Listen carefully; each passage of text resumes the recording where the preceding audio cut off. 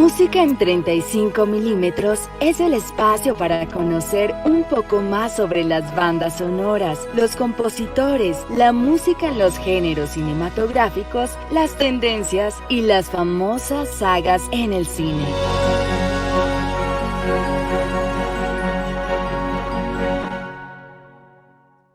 Hola, ¿qué tal? Bienvenidos una vez más a Música en 35 milímetros. Hoy nuevamente con un programa muy, pero muy especial para hablar de Dune. Hoy sí nos dedicaremos a dos bandas sonoras, a dos trabajos, uno de Brian Tyler y el otro de Hans Zimmer. Le damos el caluroso saludo a Hugo Moya en Santiago de Chile. Buenas noches, Jorge. Buenas noches, Pedro. Aquí estamos dispuestos para continuar nuestro rol de teloneros de Pedro en este, en este especial de Duna.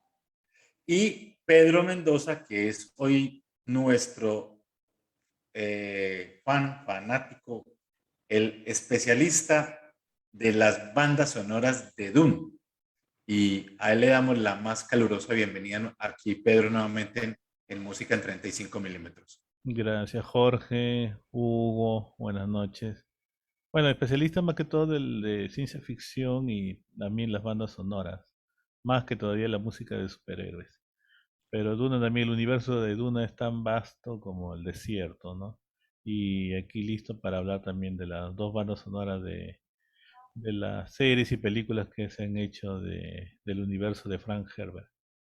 Y como había dicho Hugo la semana pasada, tuvimos una cátedra de conocimiento, Pedro, por parte de todos esos datos que nos diste, el conocimiento de lo que ha sido Dune y ese universo tan maravilloso que hoy nuevamente está en boca de muchas personas. Claro, ¿no? En este caso, para hablar de la serie de Sci-Fi Channel que fue en el 2000, fue realizada en el 2003, la serie, miniserie de 3 capítulos que se llamó Los Hijos de Duna, que está basada en en el libro El Mesías de Duna y también el mismo nombre, Los Hijos de Duna, y que es una historia que sucede 12 años después del libro original, que vendría a ser también de la película de Eso hace Villeneuve del parte de 84. la segunda y la tercera novela, ¿cierto? De Frank Herbert. Claro, es la continuación del libro, del primer libro, y es una mezcla de la segunda y la tercera novela. Bueno, queremos agradecer a San Luis TV Bien y a Teleboyacá nuevamente por su confianza y acompañamiento en este programa de música en 35 milímetros. Revisando unos datos, Pedro y Hugo, encontramos que a Dune le ha ido muy bien en el tema de taquilla, la última película del canadiense Denis Villeneuve, que ha recaudado 331 millones de dólares en todo el mundo. En los Estados Unidos, 84 millones 116 mil dólares es la recaudación por taquilla. El fin de semana pasado estuvo en el segundo puesto, fue desplazado por Los Eternals, la última película de Marvel, que tiene música de Ramin Djawadi y que esperamos ver como este fin de semana para disfrutar un poquitico de la película. ¿Han hablado tan Y mal de esa película, Jorge? No he leído ni una crítica que diga que es buena. Dicen que es aburrida, que es lenta, que no hay un enemigo. Y mi hija que estuvo anoche aquí me dijo, no. y es muy larga, 2 horas 36 minutos. A mí me gustaría, dentro de las cosas por ver esta, es por la directora. La directora tuvo como la posibilidad, este año ganó el premio Oscar a Mejor Directora, Chloe, estoy buscando aquí el nombre, pero no me aparece. Chloe y algo, no me acuerdo el nombre exacto. Dame un segundito, aquí lo revisamos. Chloe Zhao, y por ese lado pues estoy como interesado. Y el tema central es bueno, es un tema muy particular, pues es en el mismo tono mmm, de casi todas las bandas sonoras de superhéroes y que las maneja pues como Marvel en su momento. Fíjate Pero que ni también siquiera me ha llamado la atención escucharla porque Ramin no es, no es de tus preferidos. no solo de mí, tampoco tuyo y tampoco Pedro, y de quien habla de música de cine, eh, encuentra a Ramin muy virtuoso, salvo por el tema principal de Juego de Tronos, que parece que es su legado for the rest of his life, porque más trabajos que eso yo realmente no le conozco De ni Titanes del recuerdo. Pacífico sí me gusta. Titanes del Pacífico. El Ah, tema. es una muy buena banda sonora. A mí también me gustó mucho. Y también hizo la versión moderna Fury Titanes. de Furia de Titanes, justamente. Que Bueno, no le entonces, hace ni la sombra a la de los años 80. Pero ahí sí no me gustó. bueno, después, Es que al lado de entonces, la de Lawrence Rosenthal no hay nada que hacer. claro, Lo que tiene pasa es toda que la en razón. Eternal creo que está pasando lo mismo que le sucedió a Ang Lee con Hulk, que directores que son más de dramas, de películas de autor, no resultan en películas comerciales, ¿no? Sobre todo de Marvel. Pues esperemos a ver, porque Chloe Zhao, pues lo que yo vi de ella, a mí particularmente me gustó mucho. Y ella trabajó en Nomadland, que fue la penúltima película realizada por Frances McDormand y me llamó mucho la atención. Sí, y Pero ella, ganó los Oscar a mejor película también, según sí, lo que claro, por recuerdo. Nomadland. Fue directora también. Y había hecho The Rider, que es un drama también muy personal de un jinete que tuvo muy buena aceptación. O sea, su cuarta película es de Eternals. Yo Entonces, ahí habría que... tengo un tema con esa cuestión, porque yo, más que criticar o fijarme tanto en lo que hizo la directora, la pregunta que yo me hago es, considerando cómo funciona el universo Marvel, es sumamente raro que hayan contratado una directora, primero que es oriental, no es de origen oriental, y que sus trabajos anteriores son trabajos mm, son la Son más némesis íntimos, sí. son la némesis de una película de Marvel. Entonces suena raro o se ve raro que la elijan a ella para dirigir ese tipo de película. Y para ¿Sabes qué, conectar, ¿sabes y qué para conectar, podría pensar Hugo ahí en ese tema? Y es, como esto es un nuevo universo, uno podría pensar que los aires de Marvel pueden ser diferentes. Porque pudimos ver, recuerda Black Widow, que hace pero parte de este segundo universo. Black eh, Widow es una película Marvel desde la M a la L. No hay, no hay mucho que comentar respecto de eso. ¿Mm? claro, pero independientemente de eso, eh, le dieron, es como otro toque diferente. Y es una mujer quien estuvo dirigiendo la película, Kate Shortland. De esta chica hay muy poquito pues también que ha hecho. Entonces uno podría estar como pensando que Marvel quiere dar otro tipo de oportunidades, porque si uno ve a Kate, pues mirando el trabajo, hizo una que se llama una de Los Silencios, ha hecho muy poquitas películas y de pronto lo que uno medio le conoce por ahí es el síndrome de Berlín. O sea, es muy íntima también.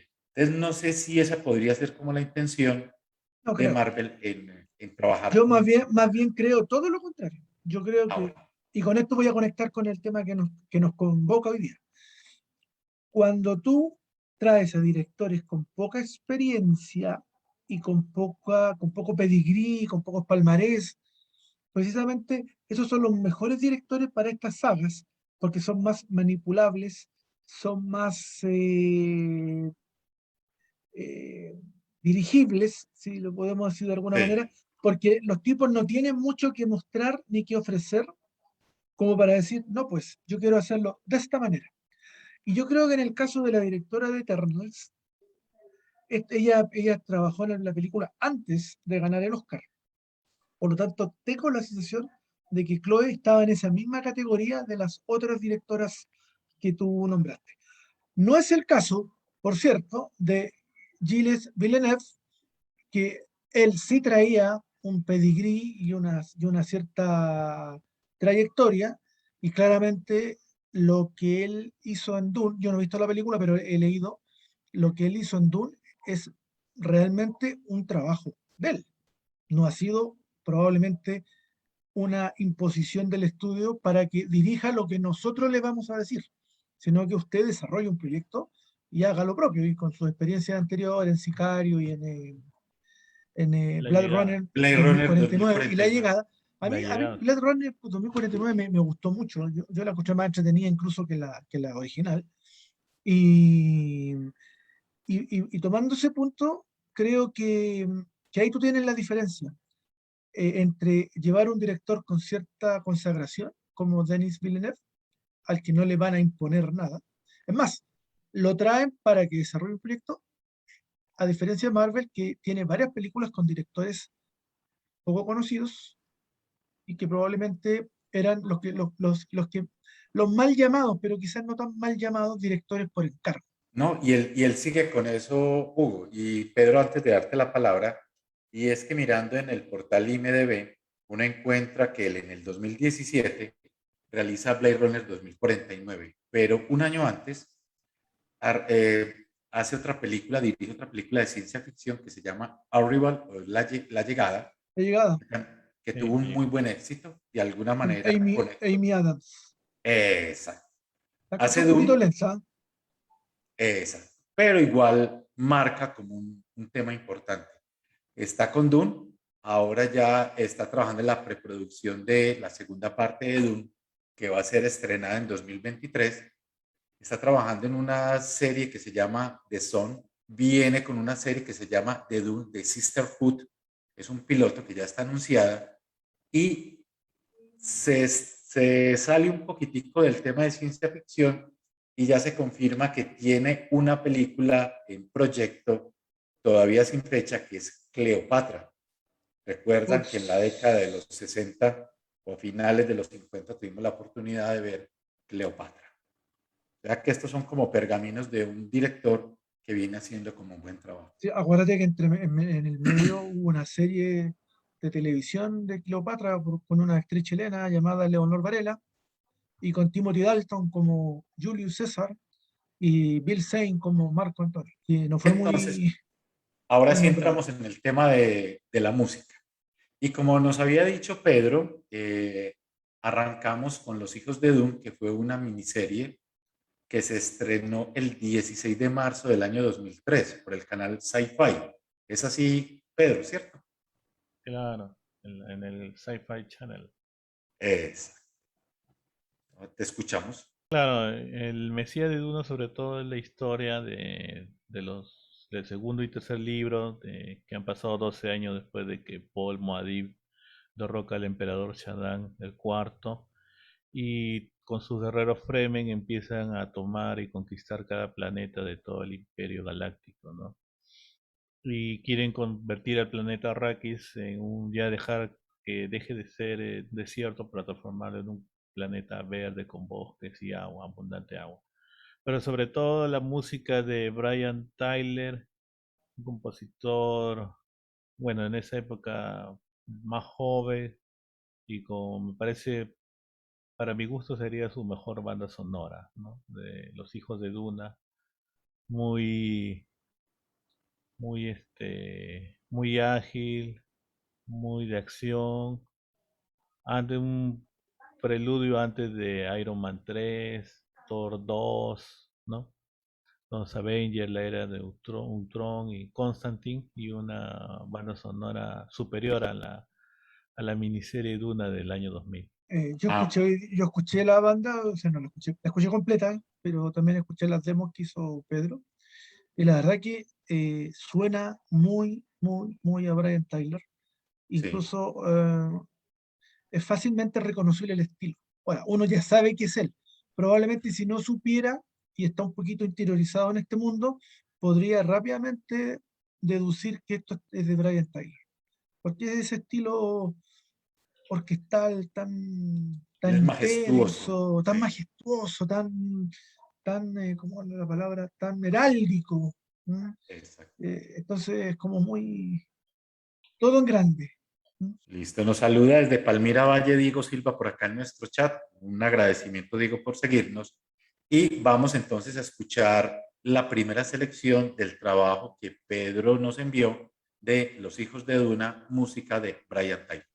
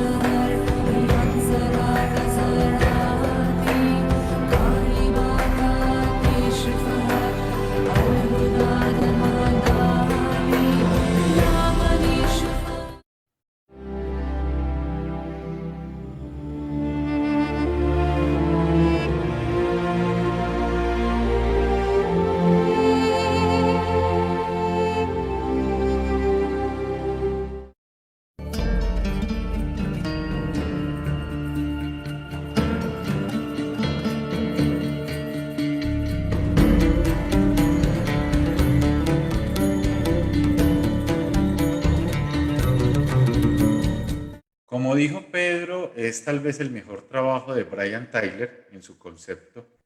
Y hay una de las cosas particulares que leyendo por acá me he encontrado, que parte de la música que él compuso ha servido también se utiliza regularmente para avances de películas. Por ejemplo, de Golden Compass, que fue en el año 2007, Indiana Jones y el Reino de la Calavera en el 2008, y Master and the Commander, que también fue parte en el 2003.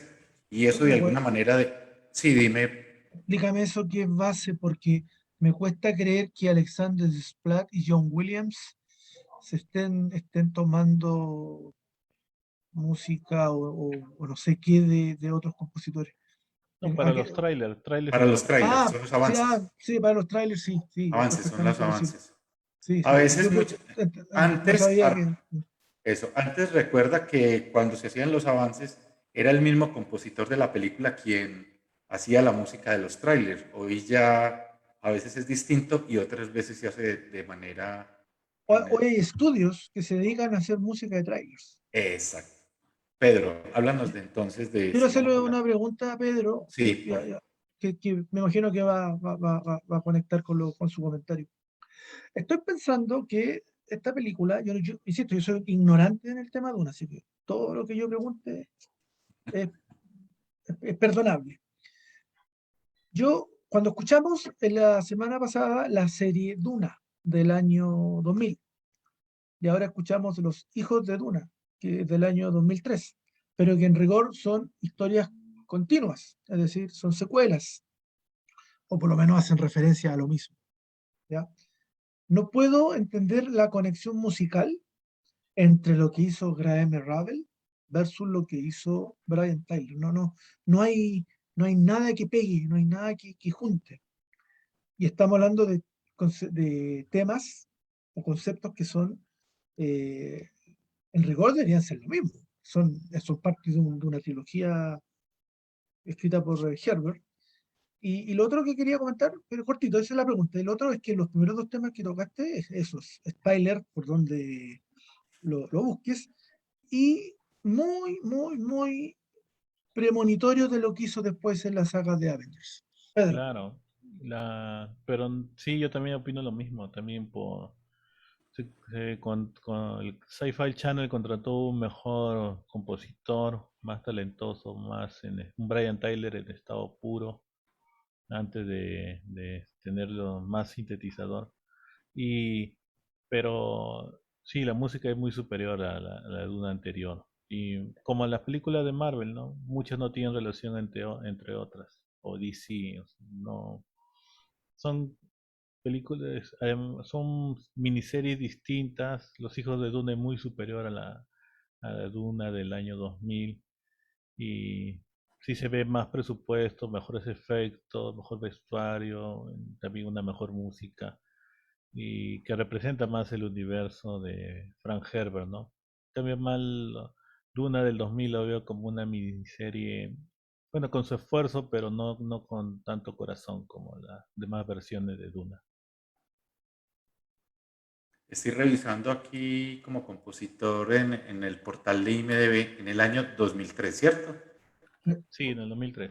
Miremos, él ya venía trabajando en otras series, muchas de cortos, algunas series de televisión. Sí, También trabajó en Star Trek, Enterprise. en Sí. Star Trek Enterprise, y después arranca ya como en cine.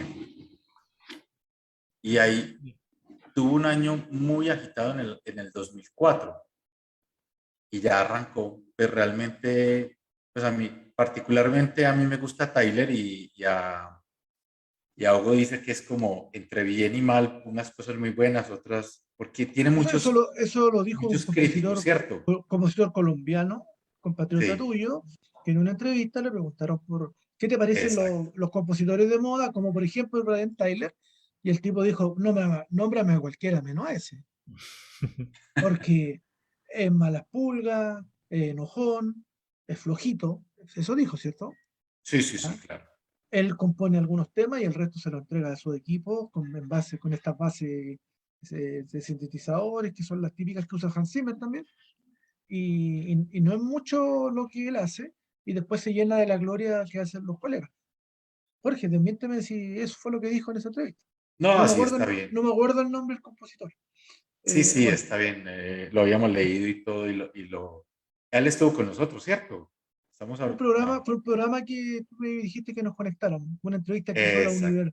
una universidad, no me acuerdo, una Sí, sí, universidad sí. colombiana, no recuerdo Pero exactamente el nombre. pienso que en el 2003, como dije, es un Brian Tyler más puro. De repente no tenía esos excesos que debe tener ahora. Y una banda sonora de bastante calidad para un compositor tan noble de esa época, ¿no? Porque tendrían que pasar 10 años más para escuchar una música más reconocida de Brian Tyler. Sí, Y porque aparte también, y por esa época bastante, no había nada tan conocido de él. sí, y la banda sonora también muy investigada, muy trabajada, pero inclusive la canción que escuchamos, esos segundos que escuchamos de una canción, está ahí, cantada en idioma Fremen, ¿no? De un estudio del libro de Herbert, ¿no? Algo como hizo Peter Jackson con El Señor de los Anillos, que se escucha mucho el idioma de los señores de los elfos, ¿no? El Señor de los Anillos. Y por esa época tiene también 2 añitos más adelante una banda sonora que de alguna manera se marcó como cine de culto, que fue Constantine. La película también basada, entre comillas, de eso héroe negro de los cómics. Igualmente influyó mucho como en su trabajo y en sus aspectos. ¿Te parece, Pedro, que vamos como al segundo corte musical de Brian Tyler? Claro, para seguir escuchando la música de Duna, de la saga de Duna. Bueno, vamos acá.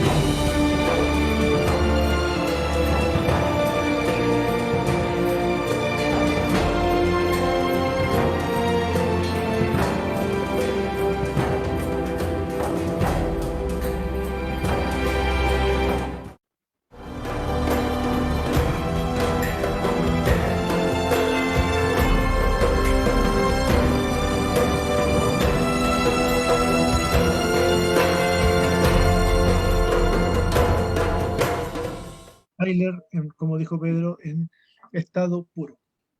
Suena muy bien y es muy comercial. Pues no sé, no se hace aburridor ni nada. Pues Fíjate a mí que a particular. propósito de que él trabajó en Enterprise, creo que Tyler sería el compositor ideal para Star Trek. Sí, Incluso más que Giacchino, ya chino. más que Pero depende Giacchino. si está en un momento creativo y que lo haga él solo, no con el resto. No, pero De- igual, aunque la hiciera con el resto, manteniendo el estilo, ese estilo de música pega mucho con esa onda de Star Trek. Es más, incluso en algunos momentos de la muestra, se me vinieron a la mente momentos de Goldsmith en la saga de Star Trek. Bueno, él en este momento ya ha venido, tiene ya 3 trabajos aquí más o menos entregados de él como compositor. La última que veremos es Chip and Dale, esos muñequitos, es para una película animada, una película romántica que se llama Reading Love, y Scream, que es la nueva versión del remake que se hizo de esa serie de terror en los 90 y en el año 2000. Pedro, Roberto Lagos Figueroa te escribe. Saludos a Pedro Mendoza desde Arrakis. ¿Es Arrakis? ¿Es así, cierto? Sí, Arraki. Saludos Roberto, un amigo también que es bastante conocedor de Duna. Inclusive él sabe muchísimo más que yo de Duna, de la saga de Duna. Lo hubiéramos invitado, Pedro, con mucho gusto. Claro, y también sí le gusta bastante hablar de James. A él sí le gusta James Bond, Duna, por igual, igual. Él sí podía hablar al mismo tiempo. ¿Qué Y él estás como Gómez insinuando? ¿Qué también. estás insinuando con eso, Pedro? Sí. No, Como que nos estás descalificando así gratuitamente, así no, por sin... ejemplo, como dije, él sabe más que yo en Duna y en James Bond, y él sí sabe por igual, o sea, sí sabría las dos cosas tranquilamente. Lo Y es que, uno lo que, lo que es Hugo y uno, yo sí hemos sido claros en estos dos programas es que conocemos muy poco de Edu. Sí, claro, aquí No hemos dicho- nosotros, como yo tampoco no conozco mucho de James Bond, ¿no? por Igual. eso que yo te hago preguntas, Pedro, para que tú te luzcas,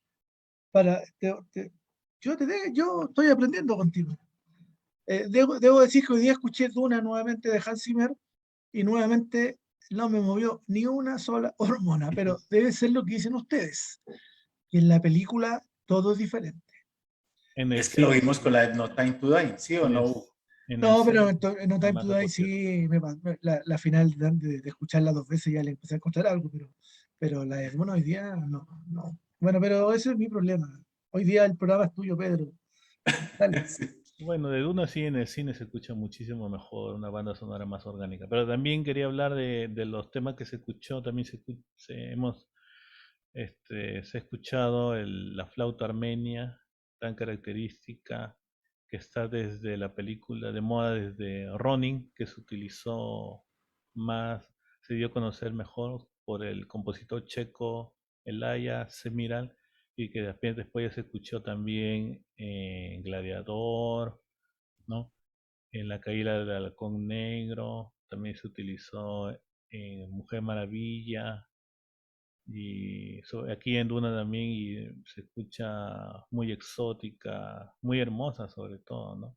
Y otro Arranca mérito de los hijos de Duna es que dio a conocer al actor James McAvoy, McAvoy, después, el actor después, irlandés, claro, que El después haría futuro, Profesor Charles Xavier. X-Men. Charles Xavier joven. Listo. Pedro, arrancamos con Duna 2021. La película que está hoy, está entre las películas de moda. Quiero arrancar con un datico de Hans Zimmer. Zimmer siempre ha sido como un gran admirador de la novela de Frank Herbert. Y hay un dato que me encontré por acá que dice que rechazó trabajar con el colaborador habitual de él, que es Christopher Nolan, para trabajar en la banda sonora de Tenet en el año 2020.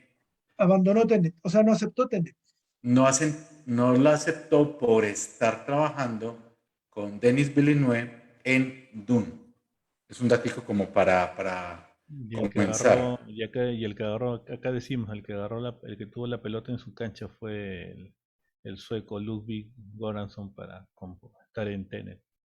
Pero Bueno, también lo que pasa es que también después de su colaborador habitual de Villeneuve, que era el islandés Johan Johan Johansson, Johansson, que Se murió. falleció, Sí. el que y falleció el año pasado, si no falleció. estoy Por eso ahí entra Hans Zimmer en Blade Runner 2049 con un sonido bastante parecido al de Sicario, y sobre todo de La Llegada, ¿no?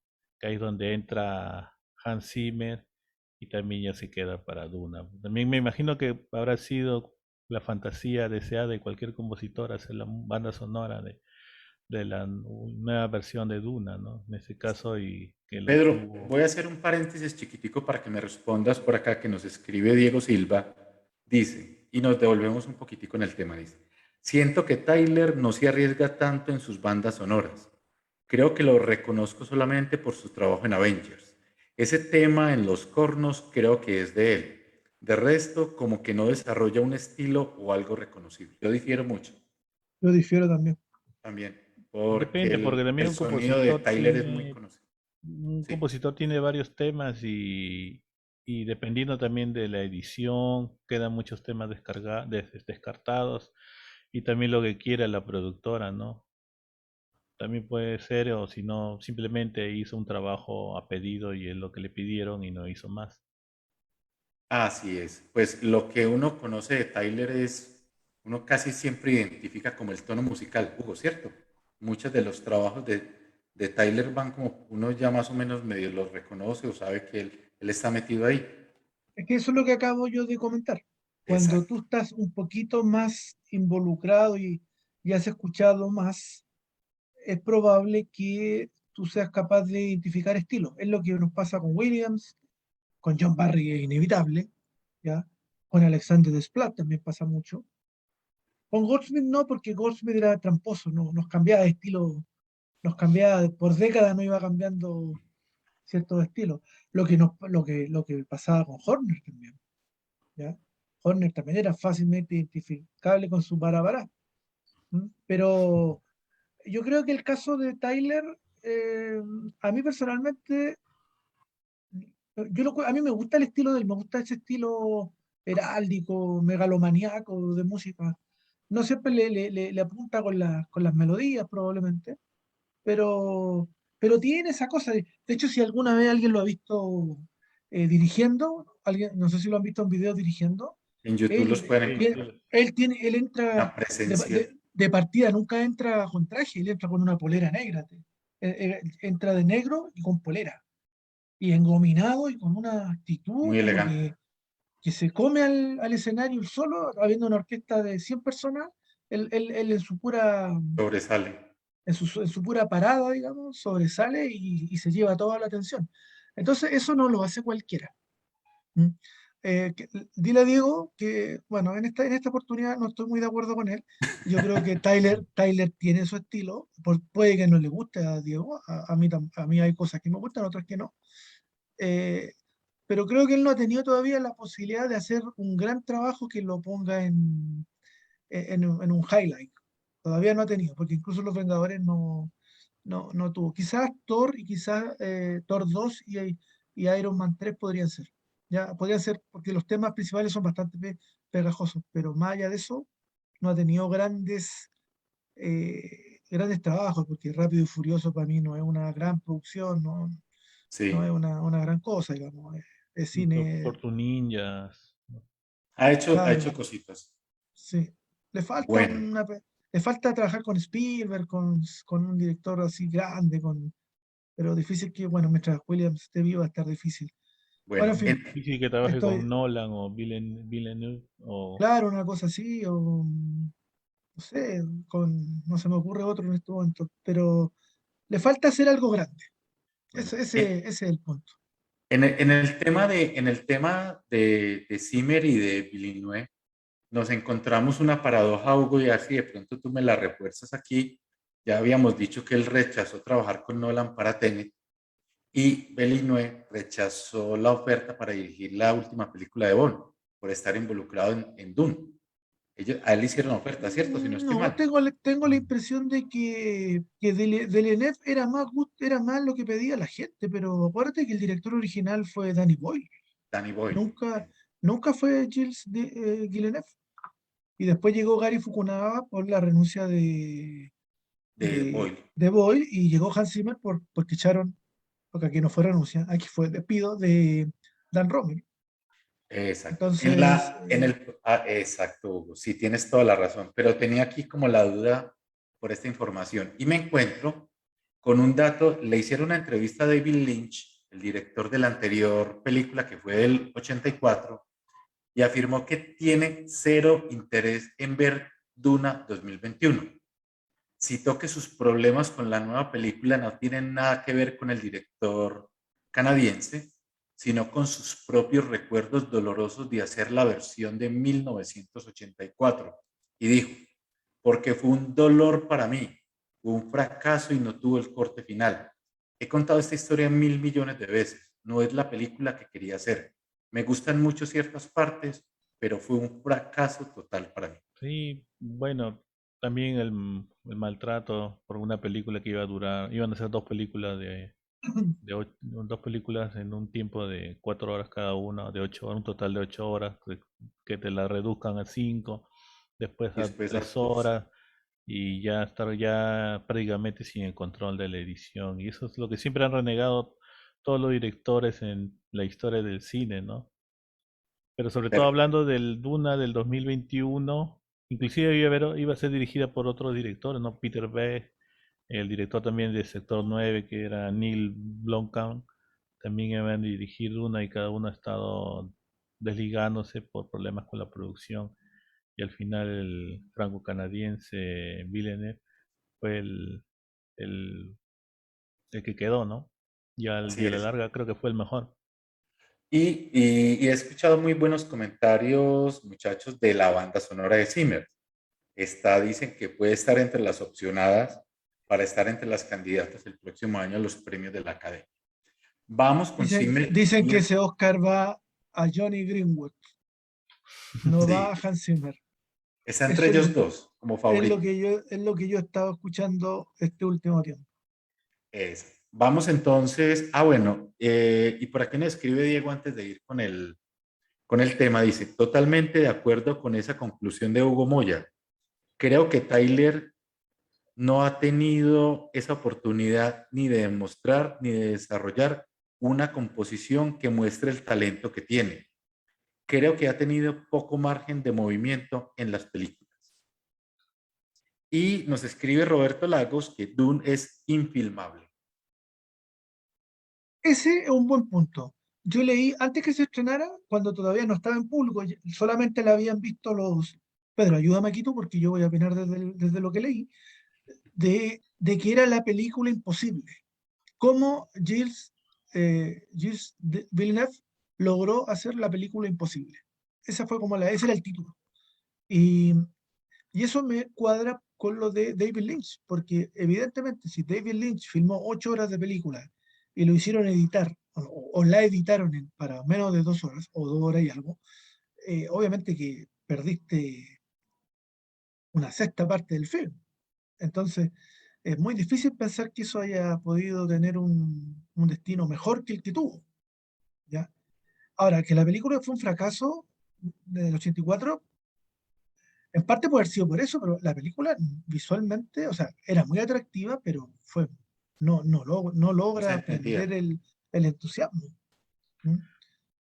Sí, lo que pasa es que en 1980, un año después de Regreso del Jedi, todo el mundo pensaba que iba a ser una película como La Guerra de las Galaxias, inclusive así la vendieron, ¿no? En el tráiler se ve bastante acción y una película densa, bueno, que a mí me gusta, ¿no? A mí me encanta Duna del 84, pero para gustos de esa época no pegó, pues, simplemente no pegó, no la entendieron y como dijo mi amigo Roberto Lagos, Duna sí es una película infilmable y lo que vemos son versiones, ¿no? Que recogen los directores, pero que no es la visión definitiva, porque es como hacer 100 años de soledad, ¿no? También me imagino, ¿no?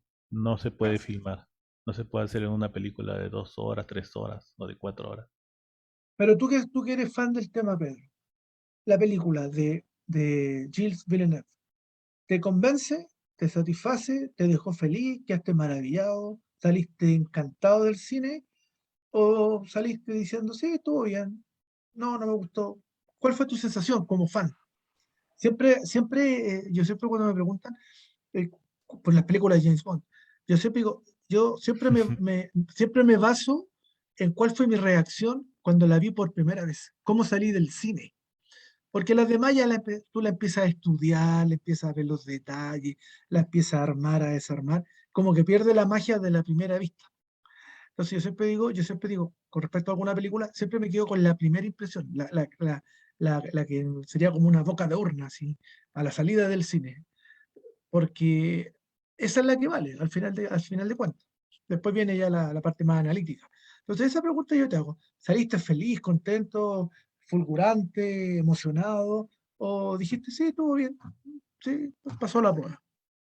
Bueno, creo que he sentido lo que sintió el crítico de Ratatouille cuando probó el dulce y regresionó a su época de niño.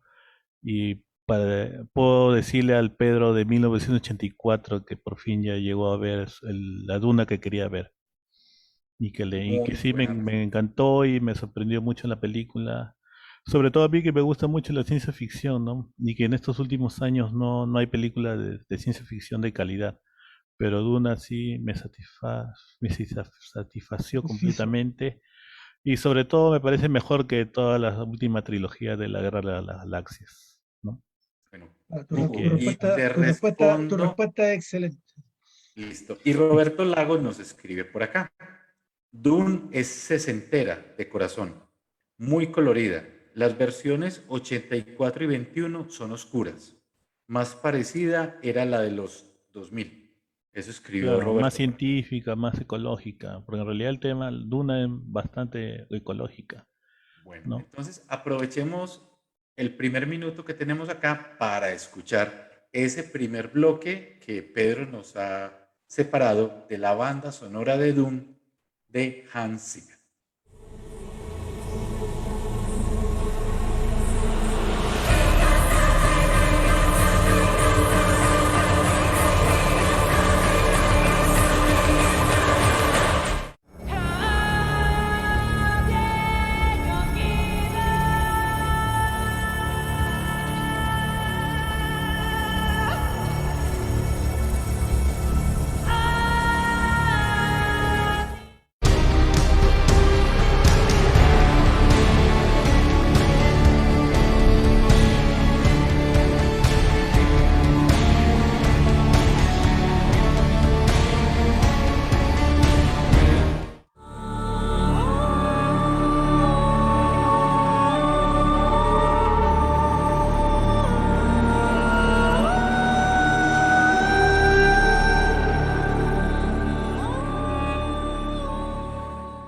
Y nos dice Diego que también andan rodando en las redes los bocetos de la versión no rodada de Jodorowsky, que iba a ser con música de Pink Floyd.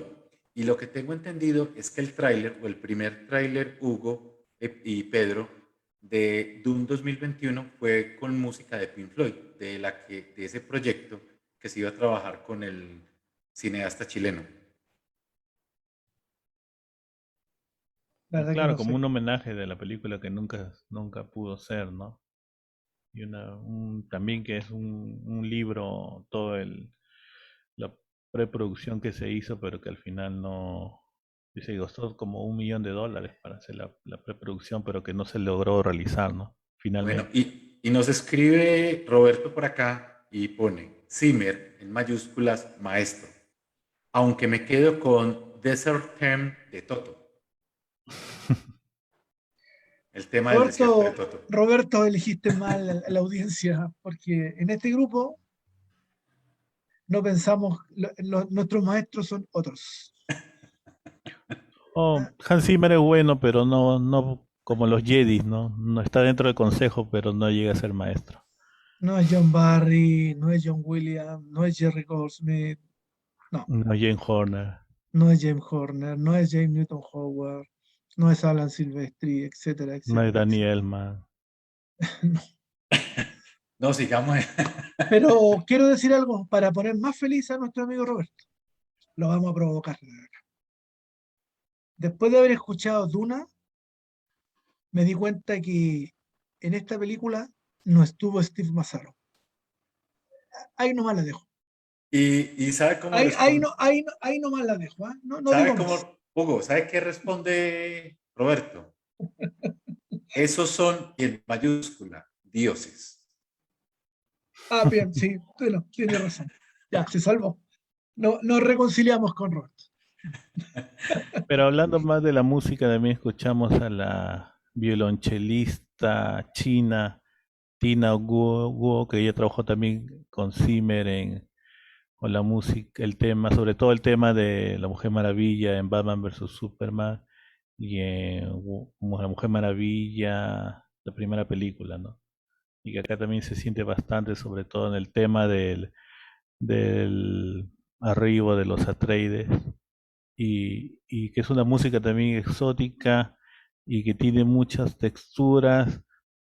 Para mi gusto es una mezcla de Gladiador con Pearl Harbor y Piratas del Caribe número 2. Yo creería también, Pedro y Hugo, y a la audiencia que nos está escuchando, que una de las cosas para destacar de Zimmer es que él estudia mucho y él estudia diferenciarse con ciertos sonidos, utiliza ciertos instrumentos que de alguna manera se destacan dentro de la partitura. Alguna vez lo hicimos, ¿recuerdas cuando hicimos la comparación, Hugo, de la música de Superman de John Williams con el tema de Zimmer? Que él busca como innovar en cierto tipo de cosas. No estamos diciendo que sea como distinta, pero sí es una persona que al menos estudia y se prepara como en los trabajos que viene como realizando. Déjame hacer una aclaración. Sí. Ese análisis lo hiciste ¿Te tú. acuerdas? Sí. Sí, ese análisis lo hiciste tú. Y lo otro es, sí que son cosas distintas. Porque, Sí, por eso. no como si No, fueran pero cosas recuerdas que distintas. Son cosas distintas. Pero ¿sabes lo que pasa? Mira, es que yo no quiero hablar mal de Zimmer porque yo estoy como reconciliado con Zimmer después de la de James Bond. Pero hay una cosa que quiero decir. Este año vimos La Mujer Maravilla, que era una banda apoteósica, viva, fresca, orquestral, melódica. Realmente un gusto escucharla, un placer. Y en la película se ve perfecto. Después vimos un James Bond, casi un homenaje a John Barry y a la tradición de la música de James Bond, y todos quedaron contentos. Y aquí en esta película volvemos al Zimmer de Dunkerque, de 2040, de la película esta 2049, sí. 2049, al Zimmer bueno, de las Pero, películas ¿sabes? de Nolan. ¿Ya? Ahora, insisto, yo estoy hablando desde la escucha aislada, no estoy hablando en el contexto de la película. Y en ¿Ya? la película suena muy bien, te lo digo. ¿Cierto, Pedro?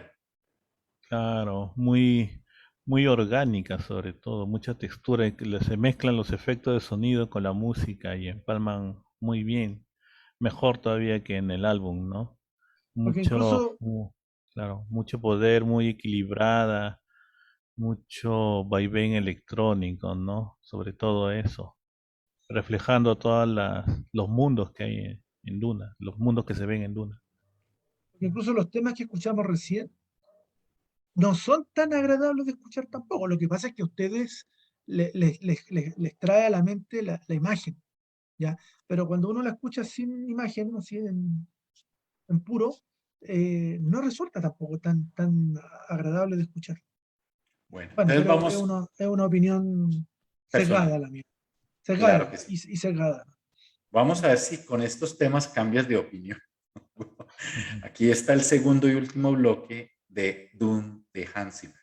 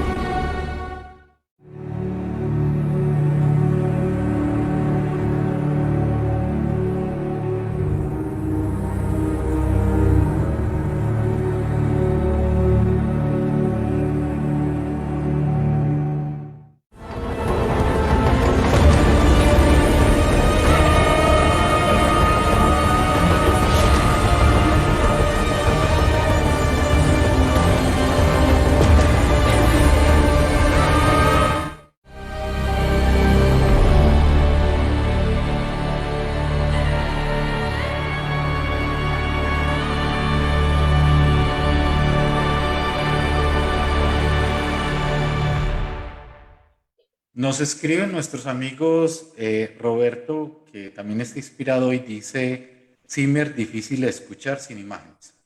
Y Diego nos escribe, hay un talento que tiene Zimmer y que admiro, y es que es muy bueno para encontrar el tono, entre comillas, de la película.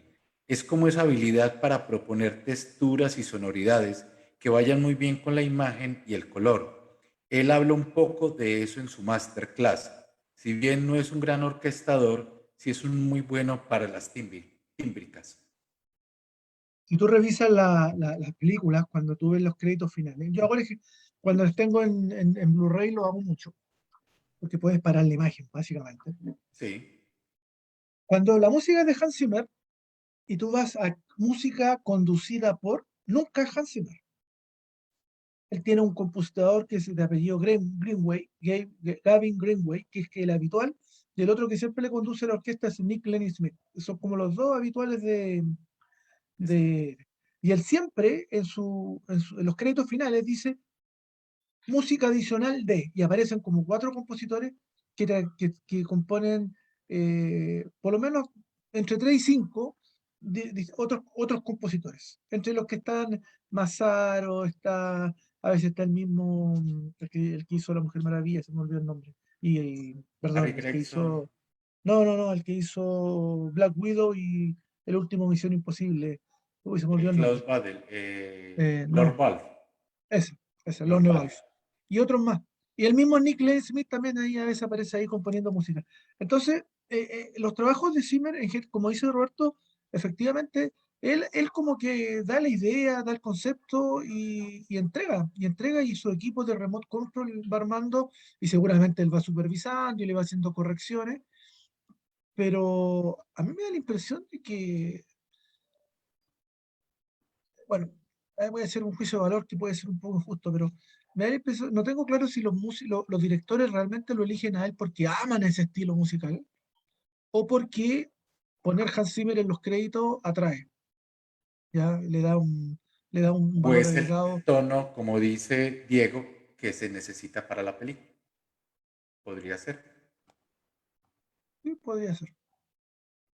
No, no lo sé. Pedro, Y sobre todo la voz de la cantante judía Loir Kotler, que se escucha muy poderoso, sobre todo en los temas de Paul Atreides, y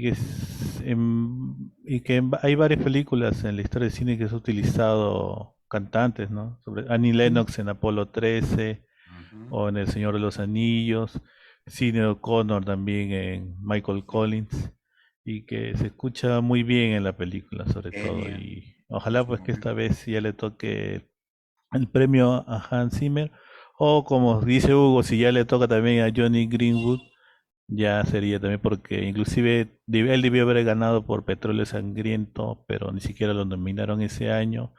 Y también el Hilo Invisible también tiene una música muy minimalista, pero también muy poderosa. Pedro, ve, te voy a contar algo y es que este año hicimos un programa con los nominados, Hugo, ¿te acuerdas? Con los nominados a los premios Oscar 2021, Y unánimemente dijimos que la peor iba a ganar. Y así fue. La peor ganó.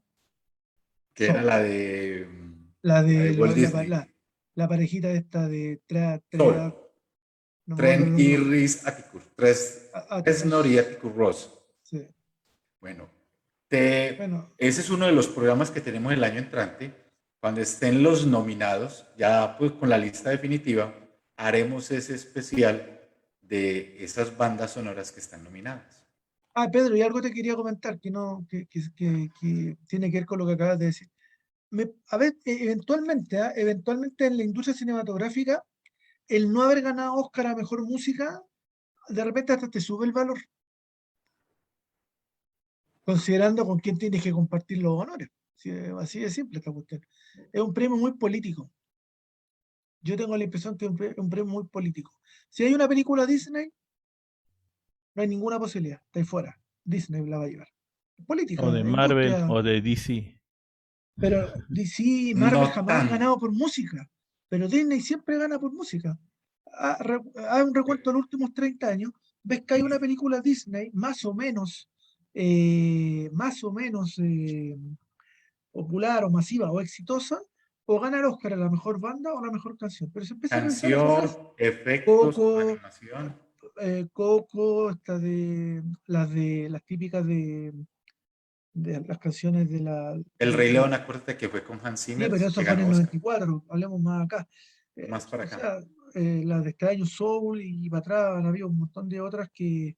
Incluso hasta Randy Newman, por fin se ganó un Oscar por una canción de estas Toy ah, Story. del- de Toy De Toy Story. Story 3, que Sí, no de era Pixar, de no Pixar, sí, De valía, Pixar. ni Pero siquiera es la que escuché. Pixar y Disney son iguales, están en la misma casa. sí. Bueno, ojalá que Entonces, gane uno de calidad. Pero o ya No, pero sea vamos a Hans hacer el Zimmer programa. o Greenwood, o Jamie Newton Howard. Esperemos los nominados, Pedro, y hacemos el programa. Y ahí aprovechamos y damos nuestro voto de confianza por la banda sonora que más nos gusta. Ahora, Pero cuando lo que está sí Zimmer, lo que sí puedo decir de Hans Zimmer que últimamente ha tenido una arquitectura musical, ¿no? Bastante estudio, bastante experimentación, sobre todo en sus tres importantes bandas sonoras, ¿no? Wonder Woman 84, el Sin Tiempo para Morir y ahora que estamos hablando de Duna. eso es justamente lo que yo escribí en mi artículo sobre No Time to Die, que Zimmer nada como un pez en el agua en este tipo de producciones, porque Se mueve muy bien. no le genera ningún problema, está acostumbrado a trabajar en estos grandes proyectos. Y como tiene un equipo que lo apoya, no hay problema, va a salir. ¿Mm? Bueno, Y como muchachos, tiene un grupo de fans incondicionales que le encuentran bueno todo, tiene el cuadro perfecto. Así es. Hemos llegado al fin del programa. Queremos decirle a nuestra audiencia, para que lo tengan como muy presente, es que durante este mes de noviembre, en los programas que vamos a tener, vamos a hablar de uno de esos compositores que de alguna manera fue referencia y tendencia para muchos compositores más nuevos. Estamos hablando de Bernard Herrmann. Ahí dile a Roberto que tiene otro Dios. Eso. Y si nos quiere acompañar Roberto, bienvenido, lo hacemos a través de Pedro. Vamos a hablar de... bueno, ahí nos va a acompañar, creo que Gabriel Higueras. Gabriel va a venir. Sí, Gabriel es también un seguidor muy fuerte de Herrmann. Entonces aprovecharemos. Y si Roberto quiere, con mucho gusto está invitado para hablar de Bernard Herrmann, uno de esos compositores que en los 40, 50 y 60 dio mucho que hablar. Dentro de los 5 mejores compositores de todos los tiempos. Así es. Entonces, sí, creo que nos vamos a deleitar. Dime. Yo creo que puede estar. No estoy de acuerdo con Pedro. Creo que puede estar. No estoy seguro que esté entre los mejores 5, pero sí creo que el tipo era un maestro. No tengo dudas de eso. Y ahora que he escuchado varias de sus obras, me he dado cuenta que no es. Obviamente que Hitchcock es lo que más lo eleva, pero tiene otros trabajos muy, muy interesantes. Sobre todo en la última, ¿no? En Taxi Driver. No, espérate, que descubrió una banda sonora que es la anterior a Taxi Driver, que se llama Obsesión. La escuché hoy día y está bien interesante, fíjate. Del año 76. De eso hablaremos el próximo martes. Muchachos, les agradezco mucho. Una feliz noche para ustedes. Un placer haber compartido con ustedes, muchachos. Gracias igualmente, saludos a todos. Y aprendimos nuevamente de Pedro mucho, Hugo, hoy. Y de Roberto y de Diego. Pedro, eres nuestro Dios en Duna. Feliz noche, muchachos. Que esté muy bien. Hasta luego. Chao.